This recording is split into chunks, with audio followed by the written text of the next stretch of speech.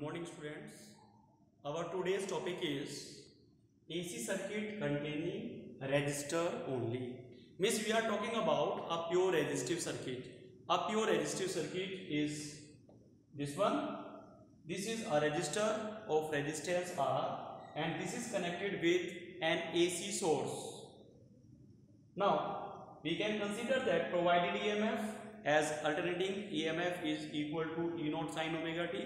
So we know the EMF provided to the AC circuit is E naught sin omega t. Okay.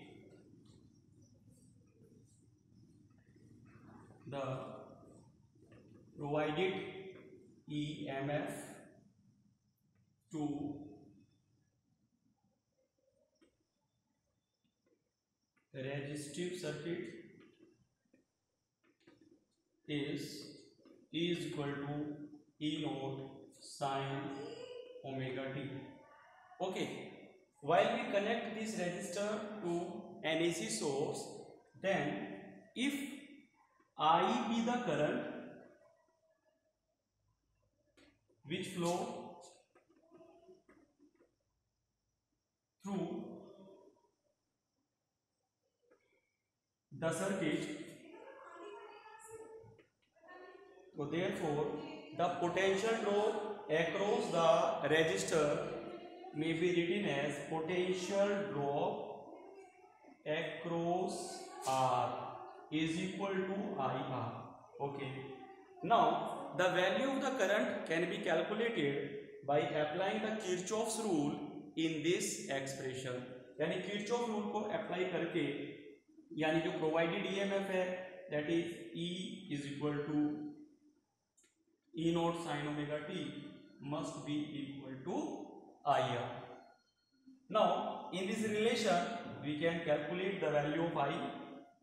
Therefore I may be written as E naught upon R sin omega t. Okay. So as this E naught is the peak value or the maximum value of EMF. Okay, and R is the resistance, so therefore E naught upon R must be equal to I naught. E naught upon R किसके equal हो जाएगा? I naught के equal होगा, and I naught is termed as the peak value of the current. So therefore I is equal to I naught and sin omega t. I is equal to I naught sin omega t. This is the value of alternating current which is flowing through this circuit while an AC source is providing the EMF E naught sin omega t to this resistor or pure resistive circuit. Okay. Now if we are talking about the phasor diagram, then what we have observed that as we have provided the EMF E naught sin omega t and the value of the current is I naught sin omega t, then the phase difference between E and I must be equal to 0, or we can say that current is also in the same phase as the alternating EMF in case of pure resistive circuit. अब हम इसको अगर हम phasor diagram में इसको represent करें तो पहले हम इसकी वेव फॉर्म को रिप्रेजेंट कर लेते हैं. Suppose this is an alternating EMF and this will be the value of the alternating current. Both are in the same phase. This is E and I, and here we have mentioned the value of the omega t. This is 2 pi, this is pi, and other values lies between them. This is the waveform for EMF and the current because of both are in the same phase. Now if we are going to draw the phasor diagram,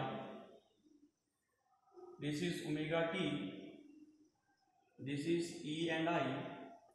Then phasor diagram is this one.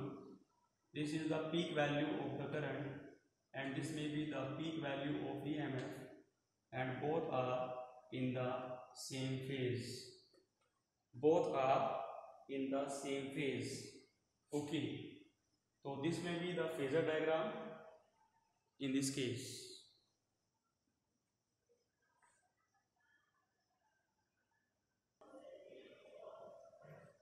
Now coming to the next case, if this is not a resistor,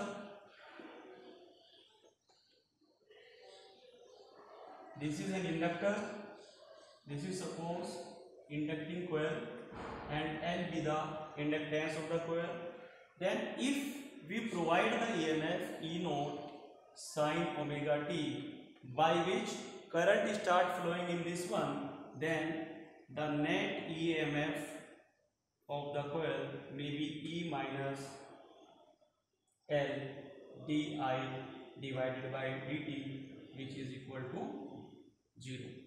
Therefore, E is equal to L di divided by dt. It may also be written as L di by dt is equal to E naught sin omega t.